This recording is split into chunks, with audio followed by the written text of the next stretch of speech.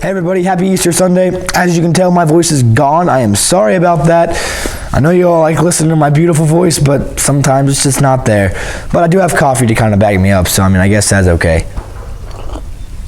Maybe it'll bring back my voice a little bit. But like I said before, happy Easter Sunday. Across the U.S., there are a lot of people who are just about to get, pumped up because turkey season's right around the corner, right? That is true, and that's awesome, and I cannot wait for it either, guys. But you got to start getting out there and actually getting ready for turkey season. And so that's kind of what this video is about. But also in this video, I find the shed I have been looking all season for. Been looking really hard for it, guys, and I found it.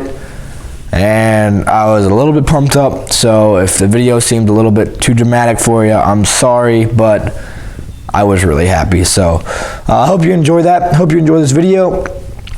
We always try and put as much effort as we can into our videos to try and make them look nice and turn out good for you guys. So thanks for watching Camera Outdoors. Please subscribe. Don't forget to send in your pictures of your successful kills from last year, or deer, turkey, antlers you found, fish you caught, whatever. Send them in. We'll put them in these videos if you want us to.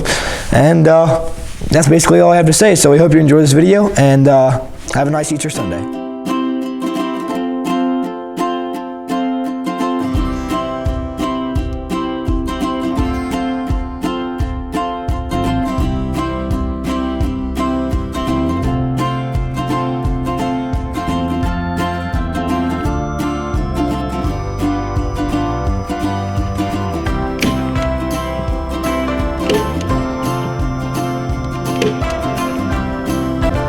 So a lot of people wonder, why would I go and practice shooting for turkeys?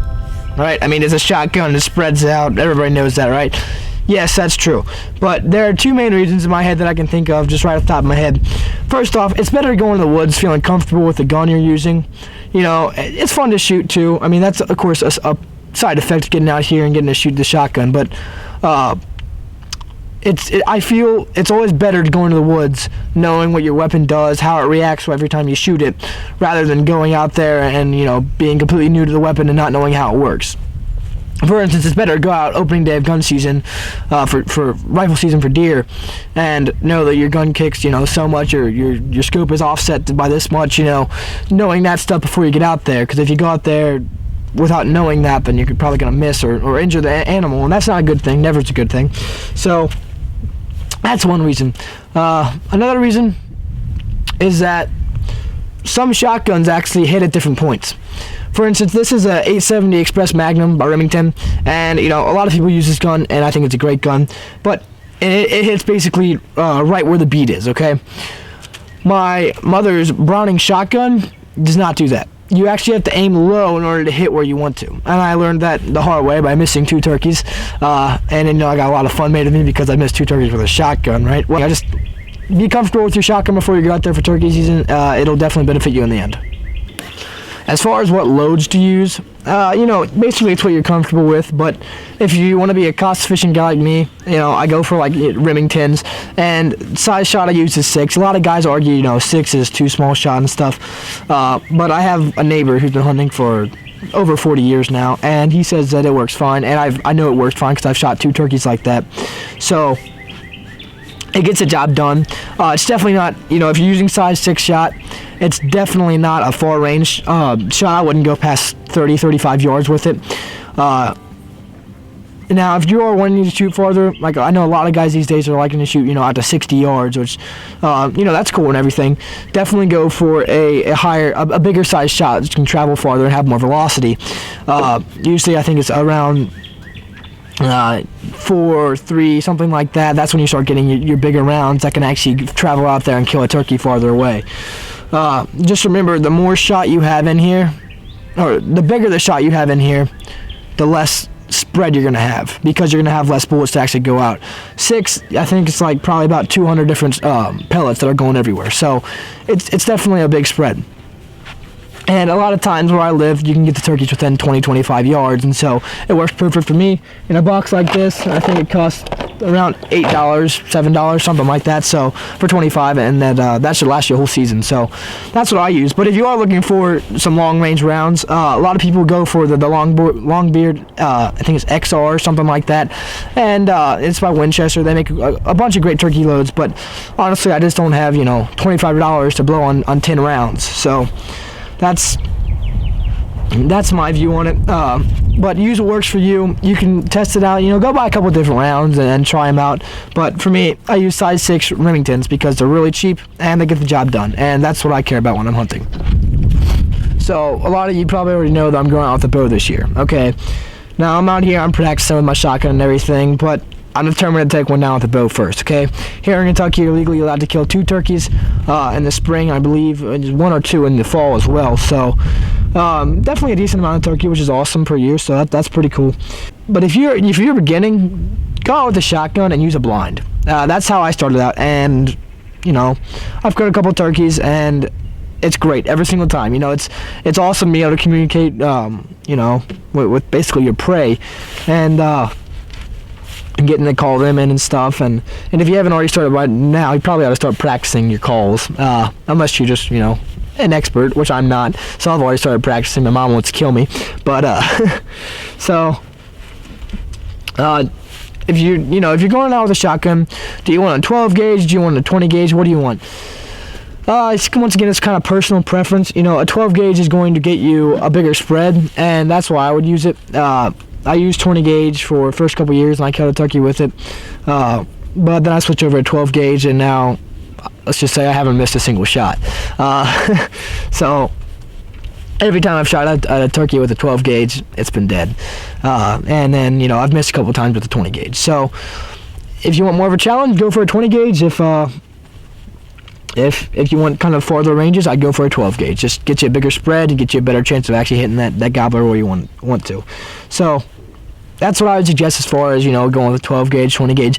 Some people like the 10 gauge. It's a little bit bigger than 12 gauge, and I've never shot one, to be honest. But give it a try, guys. If you have it and it's legal in your state, definitely give it a try and see how that works for you. So as far as what to practice on and what to expect, I go online and I print these out, and they're not the most realistic thing in the world, but they're free, and I usually print out 6 to 8 of them, and it's basically about true to life. So it gives you a good feel for what you're actually going to be shooting at in the field. And as far as what to expect, usually from about 20 to 30 yards, I expect around 15 pellets to be getting in the kills, at, like in the head of the turkey. And then once you get to 40 yards, with a size 6 shot, you're probably going to be getting around 5 or 6 pellets in the head. So not that great, which is why I usually don't shoot out to 40 yards for that exact reason.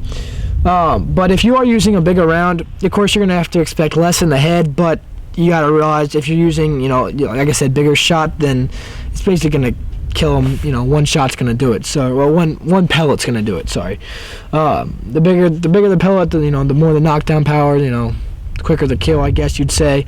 But I don't shoot past 25 yards usually in most cases, because I hunt in little areas. So a kill zone on a turkey is about anywhere from basically the top of his head down to his wattles, which are these right here. And so that's about I'm going to say 7 or 8 inch margin to hit. So it's a decent, especially if you're using, like I said, small rounds like this. Especially if you're using those, it's pretty easy to hit for the most part. But then again, you got to realize a lot of times turkey's head is bobbing back and forth, and the best time, in my opinion, to actually shoot a turkey is when he's strutted up and his head's all bundled up, and so you basically got a bigger area, bigger surface area to hit, and it's in instances like that. So I'm going to take 2 shots here, and I'm going to take one at the target to the left and one target to the right and just kind of see how many pellets I can get in the head. I'll start this other camera for you guys. There we go.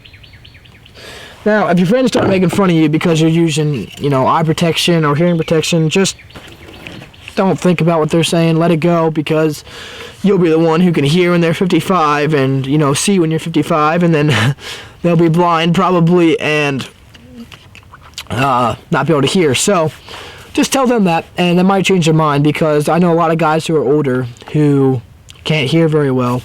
And it's because they've been shooting guns their whole life without using hearing protection. So definitely use your common gun safety, okay? Always keep the gun on safety until you're pointing at the target. Never point the gun at people. Basic stuff. Don't think that just because it's a shotgun and not a rifle, it's not as deadly. People die from shotguns every year. So just keep that in mind when you're shooting. Be safe. Alright, so here we go. This is shot number 1 at turkey number 1, and I'm going to try and go freehand just because when I shoot usually I'm not actually, a lot of people like to lean the gun on their knee, their elbow on their knee.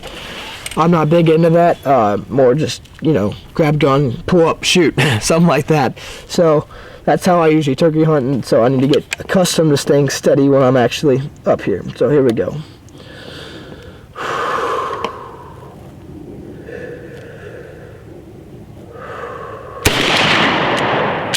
Alright, there we go. That's 1. Alright, number 2, here we go.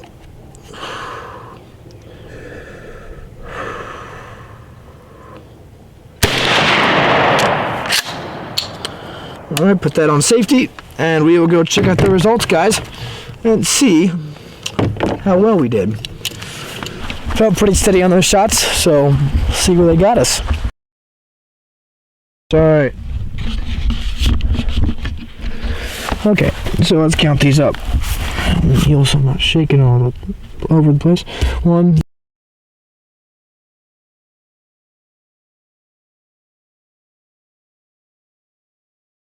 Definitely 15 in that one. We'll check over with this guy. See, he didn't look like he did as good.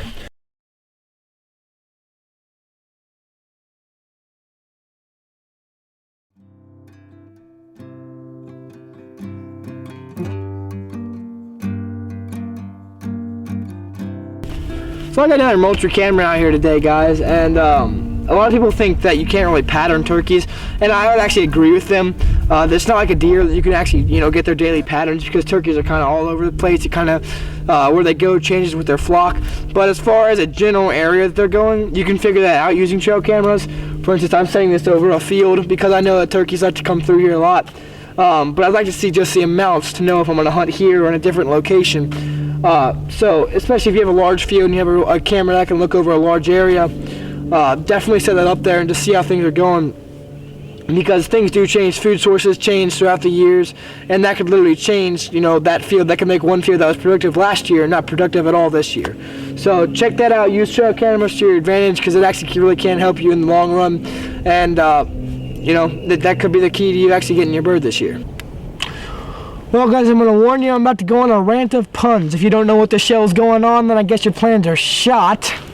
That was pretty good. That's probably going to be the butt end of all my jokes, because you're not a big fan of what I'm saying. So many. If you're getting impressed by the amount of stupid jokes I just made, go inside and drink yourself a Tom Collins. Oh, gosh. Okay, I'm done now, guys. Have a good weekend. And, I just hope you all have a bunch of success this spring. Kill a bunch of toms. Send in your pictures, let us know how things are going for you. We'd love to hear it. And, thanks for watching Camera Crew Outdoors. Please subscribe. We'd appreciate it. And, like I said, good luck this spring, and God bless. Guys, you're not going to believe it. So I'm walking through this field, and I look over, and boom, right there. So I'm actually just walking in from shooting at the gun range, and I think... oh my gosh, it is. I found Tornado's other side. How did it get down here? I do not know, because the hill where I found the other one on is about 3/4 of a mile over there. Oh my gosh. Wow, am I happy to find this thing. Yeah, it's crazy. That thing's huge. Man. Well, thanks for watching Chemical Outdoors, guys, and great day for me. Makes me happy every time I find one of these, but finding this one right here, this particular one, made me really happy. Alright, I'll see you guys later.